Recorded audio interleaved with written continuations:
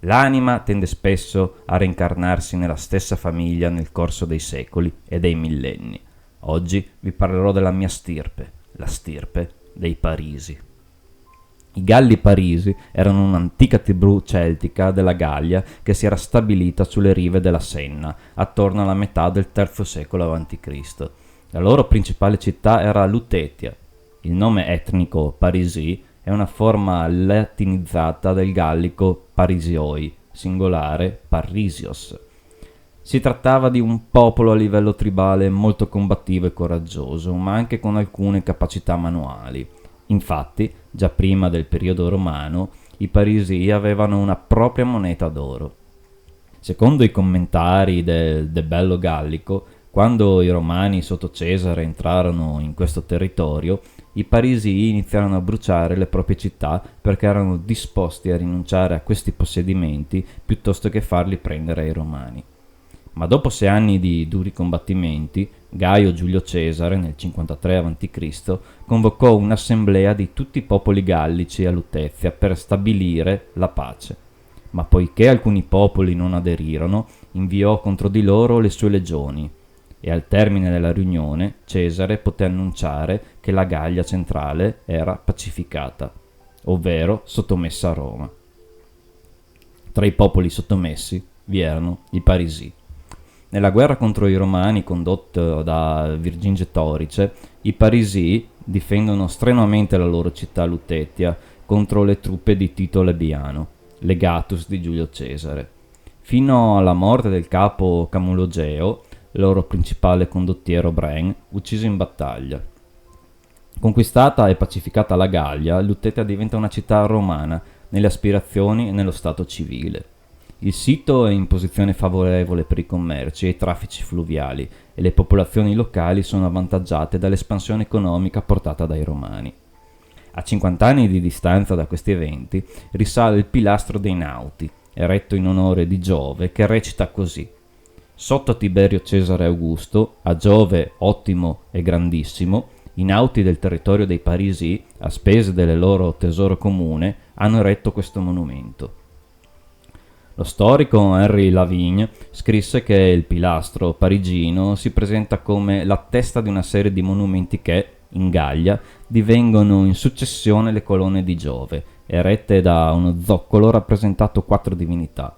Un catechismo che è anche vulgata, un equilibrio fra la religione greco-romana e quella gallica, testimoniato dal bilinguismo delle iscrizioni che lasciano supporre ad una coesistenza pacifica delle religioni.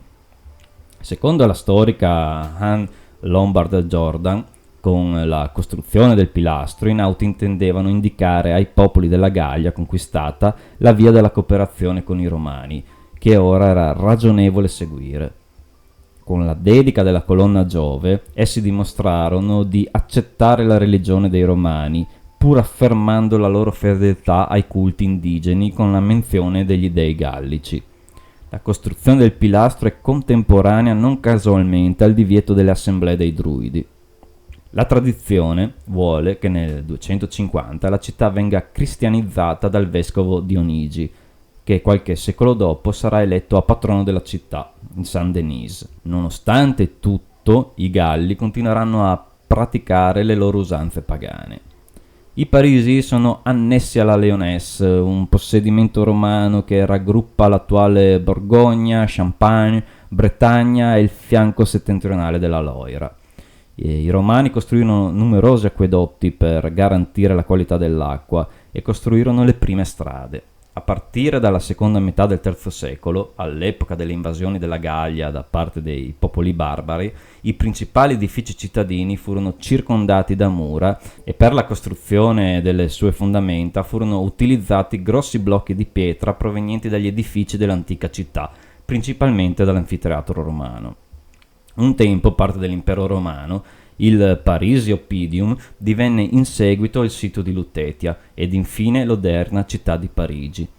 Nel 360 d.C. Giuliano l'Apostata è proclamato imperatore dei Galli con il determinante appoggio dei Parisi e la città ribattezzata Paris. Ovviamente i parisi erano tantissimi, la loro passione per la patata e l'avventura li ha portati a moltiplicarsi molto velocemente e a creare molti ceppi in giro per il mondo. La mia dinastia proviene da quei parisi che insieme ai Normanni, guidato da Ruggero d'Altavilla, scesero alla conquista dell'Italia meridionale. Ruggero giunse in Italia nel 1057 attraverso la via Francigena per unirsi al fratello Roberto, per il quale, alla morte del loro fratellastro Unfredo d'Altavilla, si erano aperti spiragli di predominio. I due furono insieme nella conquista del territorio di Puglia e di Calabria, non ancora sottomesse. Ancora in Calabria, i fratelli Roberto e Ruggero si lanciarono alla conquista di Reggio, caduta dopo un lungo e difficoltoso assedio. A questo punto la strada verso la Sicilia era ormai spianata. Dalle roccaforte della Calabria, infatti, i due pianificarono la conquista della Sicilia, allora emirato musulmano. La famiglia Parisi ebbe molte varianti in terra siciliana, come Parisio, Parise, Paris, Paris, tutte presenti nei documenti antichi. Il capostipite del ramo italico meridionale dei Parisi è considerato Gualtiero, governatore di Parigi circa nell'anno 998, che viene citato con il cognome di Parisio. Secondo Vincenzo Palizzolo Gravina, sono tra le famiglie illustri che passarono da Francia in Sicilia coi principi normanni e poi trapiantati in Cosenza. Il ramo siciliano, secondo sempre Palizzolo Gravina, ebbe inizio con Bartolomeo, il quale passò in Sicilia sotto il regnante del conte Ruggero nella seconda metà del secolo XI, ben prima della diaspora causata dai dissapore con i re Angioini e ivi divenuto signore di Calatabiano con i suoi casali e feudatario della chiesa vescovile di Catania, con tale occasione vi impiantò casa. Nel mio sangue, oltre l'Etna, scorre quello dei Parisi. Porto Calatabiano nel cuore e mi rammarico per come è stata cementificata. Mio padre da piccolo mi disse che in noi c'era anche sangue normanno e mi raccontò questa storia che riguarda un nostro lontano antenato, Guglielmino Stricke-Strack, che voglio condividere con voi. Guglielmino era diverso dagli altri. A differenza loro, che avevano le palle rotonde, lui si ritrovava invece a dover convivere con dei testicoli quadrati. Per questo motivo, quando le cose si mettevano male in battaglia e tutti scappavano rotolando sulle loro palle tonde, lui invece rimaneva lì, fermo, sulle sue anacronistiche palle quadrate, impossibilitato a scappare. Ed è per quello che divenne un grande guerriero, che combatteva fino all'ultimo ogni battaglia. Che sia questa la nostra virtù e maledizione, che sia per questo che i Parisi sono sopravvissuti e hanno prosperato in tutto questo tempo.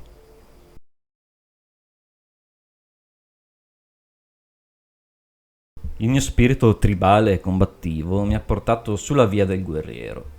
Avevo già intravisto questa strada negli scritti di Castaneda e ne avevo dedotto che il vero guerriero non impreca davanti a un ostacolo, non dà colpe a terzi delle sue sventure. Gli ostacoli, se superati, sono davvero vere e proprie prove che ci rendono migliori. Avevo bisogno di un maestro e l'ho trovato nel grande Miyamoto Musashi.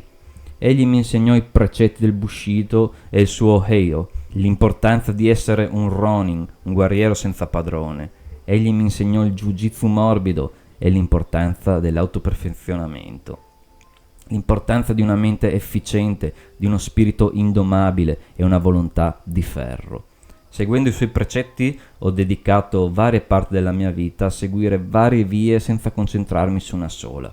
Grazie alla via del contadino ho appreso ad usare svariati attrezzi, a conoscere le stagioni e i frutti della terra. Grazie alla via del mercante ho compreso la soggettività di giudizio ed il reale valore delle cose e l'importanza dei dettagli. Grazie alla via dell'artigiano ho imparato la manutenzione e l'efficacia di ciò che mi circonda. Nella vita bisogna infatti arrivare a conoscere profondamente tutte le cose, grandi o piccole che siano. Bisogna saper essere come l'acqua, che ha capacità di assumere la forma del recipiente che la contiene, oppure può diventare un rivolo o un mare tempestoso. Il fuoco può essere sia piccolo che grande, ma la sua fondamentale caratteristica è quella di mutare all'improvviso. Finché non si conoscono gli altri, non è possibile conoscere se stessi. Non c'è né inizio né fine, non ci sono segreti nascosti. Tutte le cose implicano un tempo per crescere e uno per ritirarsi.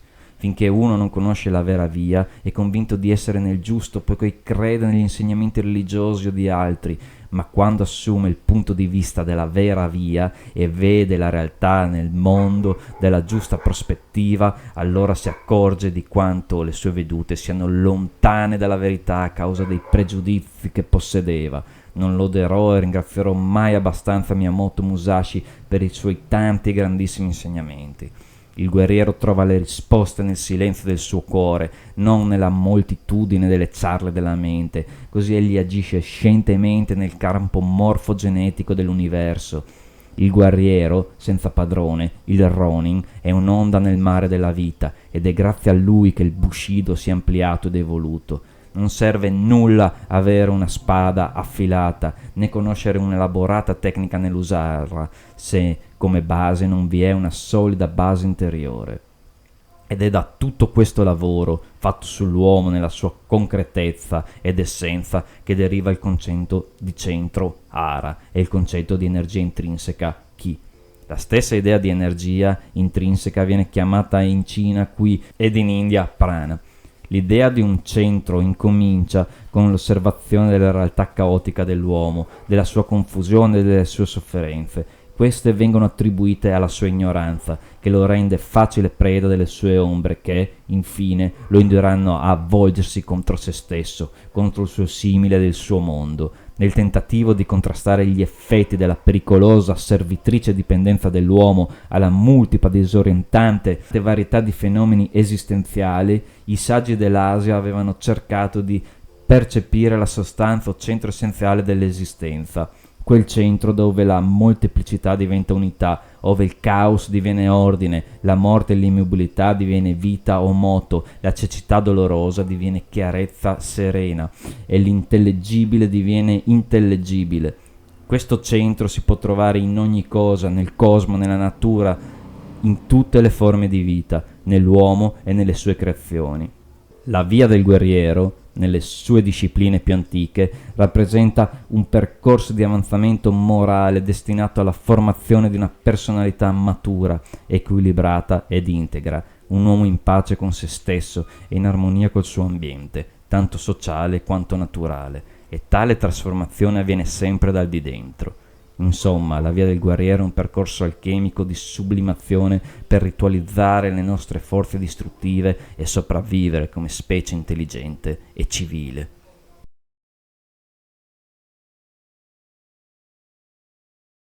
Vi ho narrato del mio spirito ancestrale, di come ho allenato la mia mente seguendo la via del guerriero. Ora non mi resta che raccontarvi della mia anima e di come sono diventato finalmente uomo. Per quanto l'alchimia sia una scienza universale, il percorso di utilizzo è sempre personale e finisce davanti alle parole «conosci te stesso». Comunque, abbandonata l'innocenza, già nell'adolescenza in seguito ad un lutto, mi sono creato un'armatura impenetrabile, un crogiolo alchemico indistruttibile. Quindi già da subito potevo contare su un Athanor perfetto, ma ero in piena età della carne, quindi pensavo ad altre cose e non l'ho utilizzato per un buon decennio. Un altro lutto mi disintegrò i sentimenti, portandomi a non gioire più per nulla. Nel mezzo del cammin di nostra vita mi ritrovai per una selva oscura, che la dritta via era smarrita. Finalmente nell'oscurità più nera, guidato solo dal mio istinto, cominciai ad usare il mio Athanor per la mia trasformazione interiore. Per prima cosa, in cerca della verità, in cerca di me stesso, ho riempito il mio essere di informazioni, concetti e raffigurazioni, fino al riempimento, scomponendo e ricomponendo il tutto febbrilmente, dissolvendo e coagulando, lavorando giorno e notte senza sosta. Dopo un certo periodo di tempo mi ritrovai saturo, avevo capito molte cose, ma qualcosa non mi tornava, qualcosa mi impediva di andare avanti. Ero frustrato ed incazzato, quindi decisi di ricorrere alle mie doti sciamaniche per vedere oltre il velo. E così fu. Ma quello che ho visto non era nulla che avessi mai preso in considerazione sino ad allora. In verità fu abbastanza scioccante sbloccante e mi apriva una nuova branca di studio che non avrei mai sospettato di prendere in considerazione. Comunque sia, finalmente mi sentii pronto ad affrontare la questione ed eliminare il problema, e fu semplice ed inquietante nello stesso momento. Purificato il mio essere, finalmente potevo cominciare la mia nuova vita con tutti i cambiamenti che nel tempo questa scelta ha comportato. Evidentemente pensavo di essere a posto, ero integro e questo è ancora vero, eppure c'era ancora qualcosa di spento in me. I giorni si susseguivano e la voglia di vivere veniva sempre meno. Non traevo più godimento della vita, era paradossale perché avevo tutto ciò che volevo. Non capivo. Avevo capito tutto, conoscevo le regole del gioco, eppure non avevo più voglia di giocare. Fu allora che mi fermai, stile Buddha, sotto l'albero a contemplare il nulla. Ed ecco arrivare la prova più grande.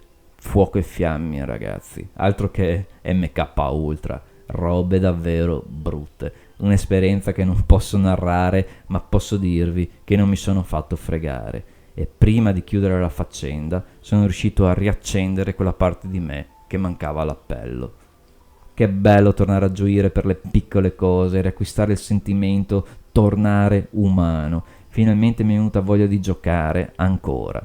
Quindi, cari amici e amiche, la morale di tutta questa storia, di questo fantomatico Vangelo preso nella sua interezza, è che non esiste un'unica strada verso la salvezza da questo mondo di schiavi e camerieri alienati.